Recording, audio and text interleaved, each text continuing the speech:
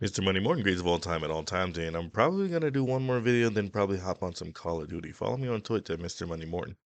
No spaces, no dots.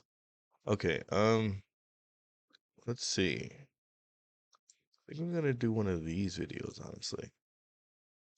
Gamer Enix.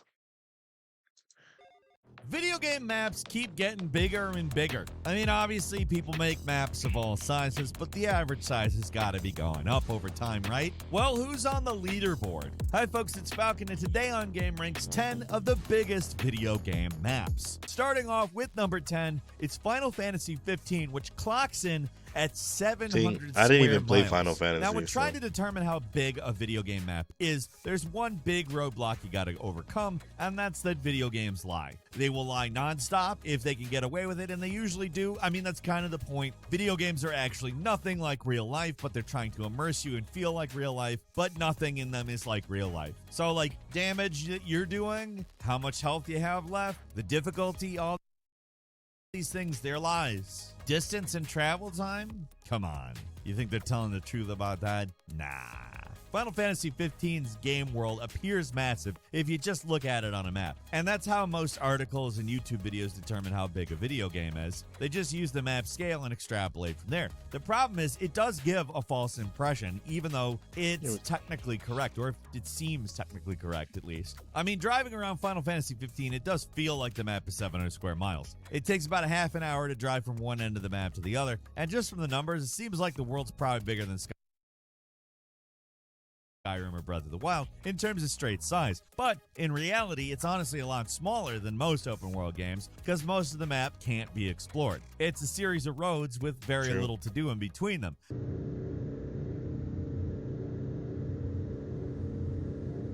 He's just sitting there, too. I don't just mean it's empty either. That'll be the case for most of the games on this list, but what I mean is it's literally inaccessible. So while that 700 square mile number does sound impressive, don't let it give you the wrong idea. The map's big, but the explorable amount of the map is relatively small. And in this game's case, the map is exaggerating a bit in the first place. The whole thing's off. That's just how it goes, you know? Most of the time, the numbers are probably going to be off. That's how you get these ridiculous claims like Guild Wars Nightfall somehow has one of the biggest maps of all time, which is just an utterly ridiculous claim to anybody who's played the game. I know I'm getting off track here, but I want to make it crystal clear that finding the biggest game map isn't really an exact science, which is kind of why we started here, and we're working with what's there, as flawed as that information can be. At number 9 is Ghost Recon Breakpoint, which is 781 square miles, 965 if you include the sea. More what we're looking for here, though. According to twinfinite.net, Breakpoint's map covers a massive 781 square miles. This is calculated using the game's waypoint system, which, as we've established, may not be entirely accurate, but if you've spent any time with this game, you know that's pretty big. The entire island is absolutely massive. It can be freely explored on foot or in a vehicle. Getting anywhere, even in a helicopter, feels like it takes forever. Definitely true. I played this game a little bit, not too much.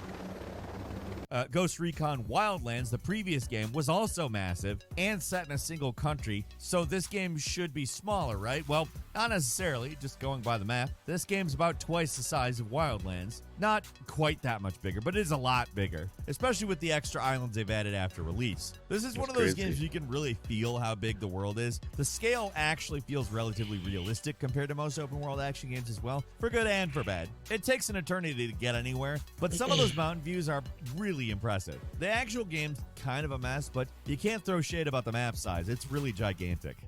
At number 8 is Test Drive Unlimited 2, which is 817 square miles, coming out in 2011 for PS3 and Xbox 360. The Test Drive Unlimited series was one of the first open-world driving games, and number 8 is crazy. The biggest. The sequel is especially huge. 2 massive maps. The first one, 597 square miles. It's the map from the first game, and then plus a new map that's 220 square miles, making it the biggest open-world driving game of all time. And if it's not that, it's at least one of them. Like, want to know how big this game is? It's 30 times bigger than Forza Horizon 4's map. That's insanely big. That's crazy. Even for an open I didn't even play that game. Of course, it's not the prettiest game anymore.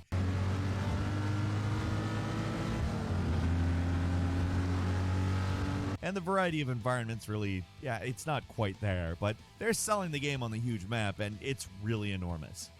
And what At number about? 7, it's The Crew 1 and 2 with Okay, I was say, 2,000 what about square the miles. Crew though? Released just a few years later in 2014, The Crew managed to top Test Drive with one of the biggest open world games in a driving game to date. They were really ambitious with this one. Instead of just a city or a country, the game's setting would be the entire continental United States from sea to shining sea. You could literally drive from New York City to Los Angeles continuously. Now, keep in mind, it's a bit of a truncated theme park version of the United States, not one-to-one, but it's huge as far as open world driving games definitely go. true. If you're going to 65, it takes about an hour and 45 minutes across the map, which is crazy. A lot of standard open world that's games crazy. can traverse faster when walking, and this is highway speeds in a car the whole time. I mean, if you're a pansy, ha!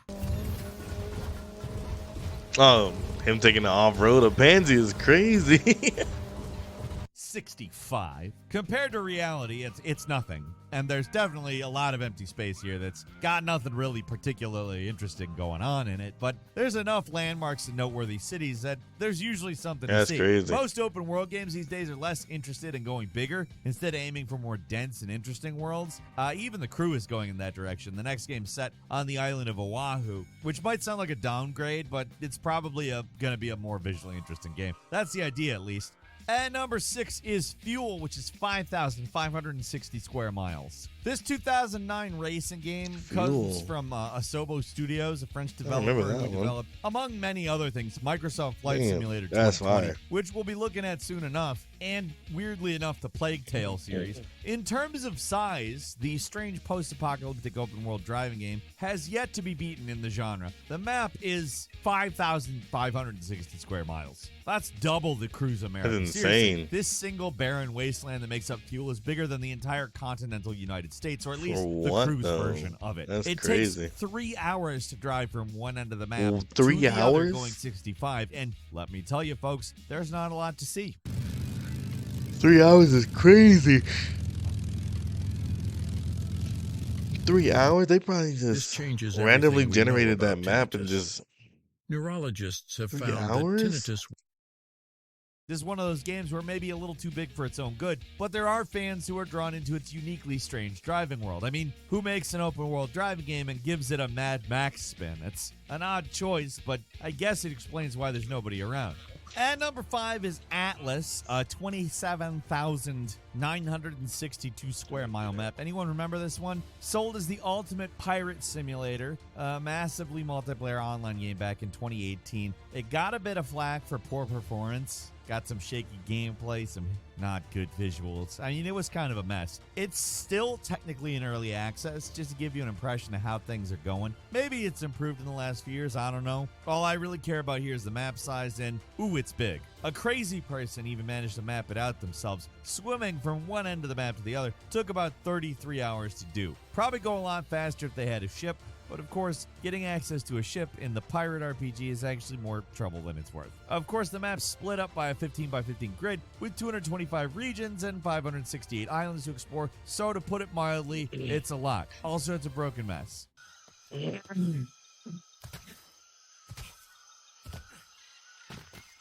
Very big broken mess, though.